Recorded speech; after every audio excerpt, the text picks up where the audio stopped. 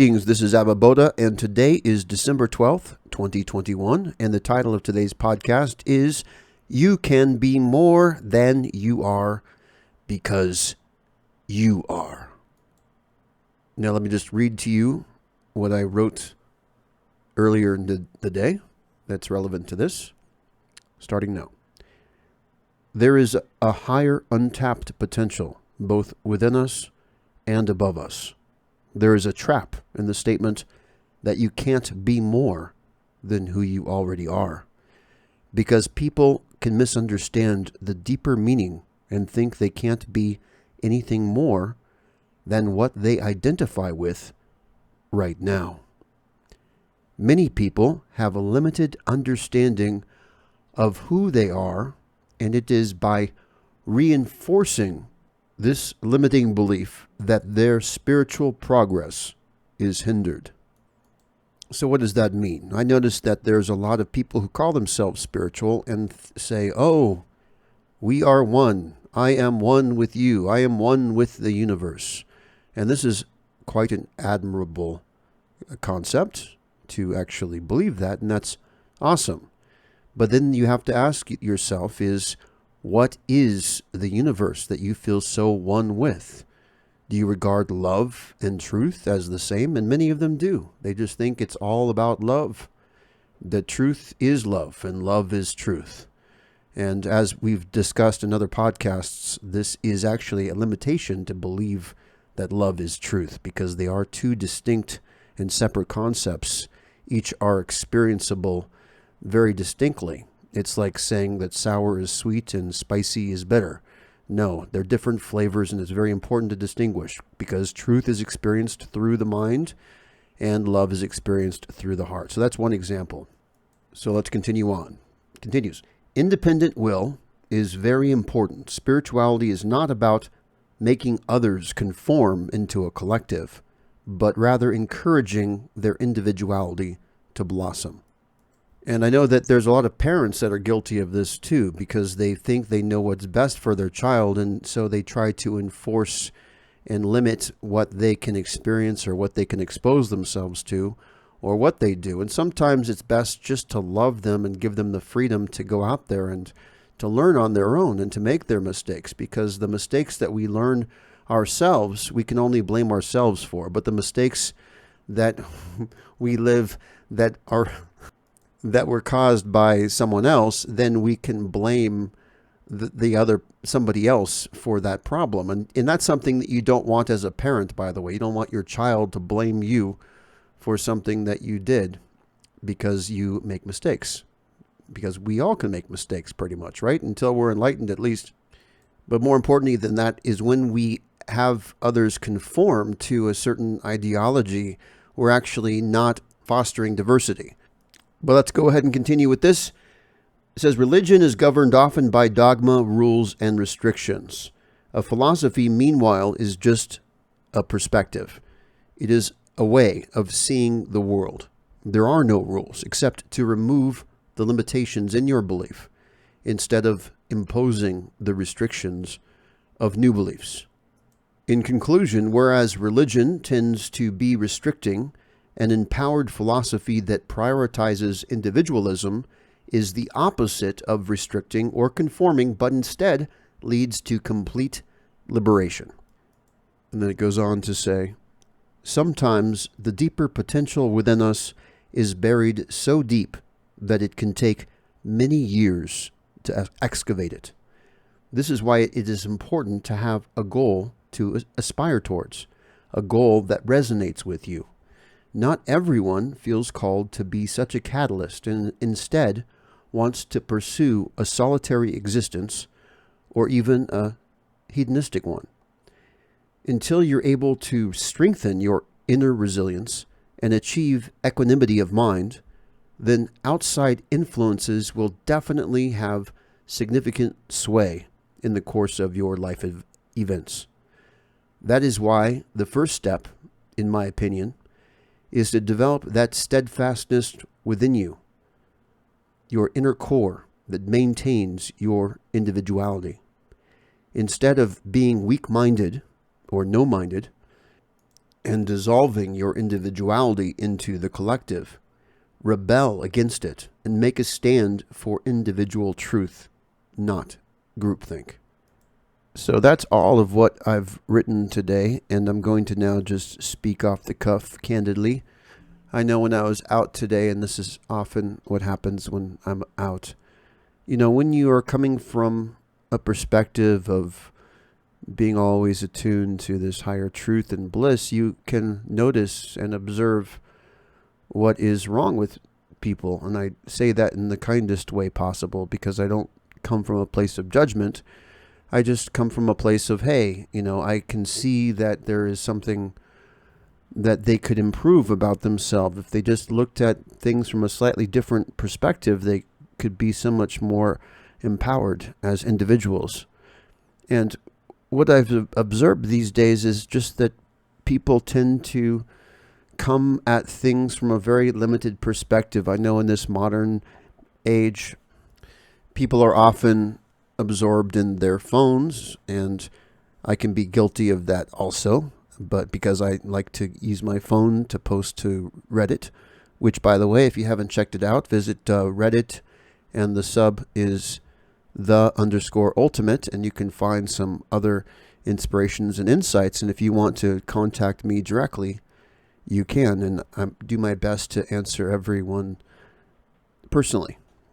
But the point is that when people are using their phones, see, the phones have become this invention that before people were able to have kind of some rest and some refuge where they could be alone. But now everybody can be disturbed no matter what activity that you're involved with. And if there could be somebody in your social circle that suddenly has a problem and wants to communicate with you, and in so doing, they're involving you in their problem, which then kind of expands the problem, and they can dump on you some negativity or some toxicity. And the same is true with your employment. I know in some cultures, the boss can contact you anytime they want, whether you're at home or not. Maybe in the United States and some Western countries, that's a big no-no, but I know in Asia, bosses feel empowered to be able to disturb the employees at any time of day, whether or not they're home. And so what has the phone become? It's become kind of a tool of oppression in some ironic way, because on the one hand, yes, you can find some entertainment through your phone no matter where you are. You can use it as a tool to write. You can use it as a tool to check up on the news, to consume entertaining content, whether it be watching a movie or TV show or playing a computer game. You have all of these avenues available to you whenever you want, but at the same time, you have ways of communicating with others and letting others being able to affect you at any time possible. Speaking of which, by the way, I recommend that everybody who has a cell phone, a good, healthy thing to do is to put your phone into flight mode before you sleep at night. That will help prevent some of the 5G and radio waves from disturbing your sleep. And so that could be helpful for you. So I'm not advocating people get rid of their phones. I have a phone. I use my phone every day. In China, for example, you need to use your phone to pay for everything. You don't need to bring or hold cash. Everything is all paperless, cashless society. But yes, I look around and I see anxiety on people's faces, and I see the burden that they carry with them every day. And you're probably one of those people, and that's fine. But at the same time, what you should know is that you don't have to carry that burden with you. And you can say, oh, well, Atma, that's easy for you to say. This is... Okay, sorry, I don't want to laugh. But the point is that a lot of what people worry about, it's just all a big illusion. It's not as serious as you make it out to be. It depends on your worry, of course, but what is the worst that could happen? Let's say, for example, you lost your job. And let's say you became homeless. Well, did you know that you could survive on just water for 40 days? It's not a death sentence. And in the why do I laugh? I'm a little bit confused at my laughter here. But the point is this, is that you are amazing. People forget how amazing they are. They get so distracted and let their mind be distracted with these mundane problems. But actually, you have so much power and potential within you. And it's important to never, never, never lose sight of that. Okay, so with regards to the topic here, which is you can be more than who you are because of who you are. What does that mean? That means that until you can taste the unlimitedness that exists within the deepest regions of your heart and then the highest heights of ultimate truth, until you can experience that, any conception that you may have about yourself is going to naturally be limited. It's going to be a smaller version of you than who you really are. So that would be the you with a small y, whereas there's a bigger you with a capital Y that is within you. And it can take many years to excavate that bigger you from inside of you. But you can accelerate that process by believing in yourself, by believing that there is this unlimited potential inside of you that you can tap into. And no matter how dark things may seem with whatever crisis there is, whether it be COVID or what have you, no matter what happens, you get to still be you. You are a constant in your reality. And the only mistake that happens is when we forget that, when we identify with the limited part of ourselves instead of the unlimited part of ourselves. But it's going to be difficult for a lot of people to realize this. If you see yourself as a fireman or a policeman, you are going to go to sleep at night thinking, oh, I'm a fireman, I'm a policeman. And you're not going to necessarily think, oh, but I'm also unlimited. No, people tend to become rigid when they get older and they place these restrictions upon themselves as to who they have decided to identify as. Whereas a child, on the other hand, is quite more flexible, right? And you can say, well, it's because they're immature. Yes, well, that is true. They haven't yet maybe been hurt as much or have developed egos because they're still developing and growing, and they have, that exuberance and innocence about them. But at the same time, they have this optimism, this sense that they can do anything, that they have their whole life ahead of them. And there could be so many possibilities of what you can do. But you don't have to be a child to have that attitude. You can be 20, you can be 30, you can be 40, you can be 50, you can be 70. It doesn't matter. That's the beauty about having a philosophy like that, is that you can curtail the limitations of your belief, nip it in the bud. And even if you have established habits and negative belief patterns, it's possible to break out of that and to be something more. Because when you say to yourself, oh, I'm just a firefighter, or I'm just a teacher, or I'm just a police officer, or I'm just an accountant or a lawyer, guess what? You get to be right. But do you know what? You're not, when you get old, is you're not going to be an attorney anymore. You're not going to be a gardener anymore. It's like when you die, guess what? That identity of who you were isn't going to come with you. So why not prepare for the immortal you instead of focusing so much on the limited you, the part of you that is only going to last the limited amount of time that you have on this planet? Wouldn't it be great if you could achieve immortality and live forever? where you have a consciousness that's so mature and developed that you can carry it from body to body. What I'm talking about is achieving real immortality. And I'm not talking about immortality whereby, yes, you get to live forever, but you still have bad moods. I'm not talking about living forever when you have no resilience and people can manipulate you and treat you like a puppet. I'm not talking about living forever like that. No. In fact, why would you want to live forever if you're so weak? And that's why it's so important to be resilient. And that's why nature has been so kind as to let us grow old and die when we are weak. But do you know what? Once you are able to get to a stronger place, you can live much longer and you can carry that consciousness beyond your grave. The beauty about these attainments that you are able to achieve on your spiritual path is however high and close you can get to the truth, when you are able to experience that cosmic bliss and that unconditional love, and you can maintain that.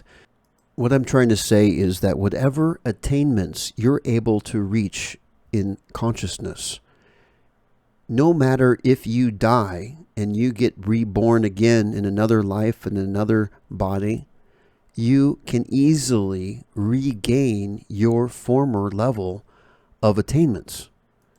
And there's an irony in that, because people are talking about cryogenics and being able to freeze your body and be able to wake up at some point many years in the future when technology has progressed to a level whereby they can resuscitate you without any of your organs being damaged. But you know what? What's the fun in that? I mean, if you're just going to be the old you, the you that is constantly able to, that has her ups and downs and gets angry and gets upset and has flaws and has weaknesses, why have a weakness, the weak you, live forever? It's just counterproductive when you can be much, much more than that. Nature has already endowed us with a potential whereby once we fully awaken that potential and attain complete resilience with an impenetrable mind, and that's always immersed in this higher ultimate truth, well, there's other benefits with that, okay? It's not just about bliss and unconditional love. No, there's power in that. It's knowledge that you gain. It's becoming a full manifestation of the greatest potential inside of you, the personality that you were destined to be, not the limited shadow of who you are deep inside your heart, but the full potential. And once you're able to unlock that full potential, guess what? The transformation, the phoenix, that rebirth that comes out, it's so much more than you could even imagine. It's having a brand new life, but not only a brand new life, but it's having a brand new immortal life, a deathless life. You feel invincible. You feel unstoppable. You feel like you can accomplish anything that you put your mind to.